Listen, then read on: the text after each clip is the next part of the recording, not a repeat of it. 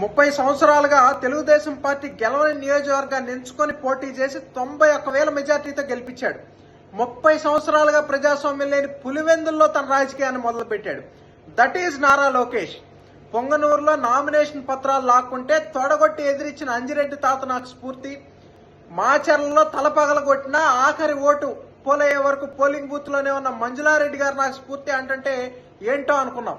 ఒక్క by election తో పులివెందుల పులి అని చెప్పుకునేటటువంటి వాళ్ళు ఆ ప్రాంతంలో మొహం చూపించుకోలేకుండా తాడేపల్లిలోనో బెంగళూరులోనో దాక్కునే పరిస్థితి కల్పించాడు. ఈరోజు ప్రతి తెలుగుదేశం పార్టీ కార్యకర్తకి ఒక ధైర్యం కలిగింది. మరో 40 సంవత్సరాల పాటు ఈ పార్టీని సమర్థవంతంగా నడిపించే ఒక నాయకుడు దొరికాడని.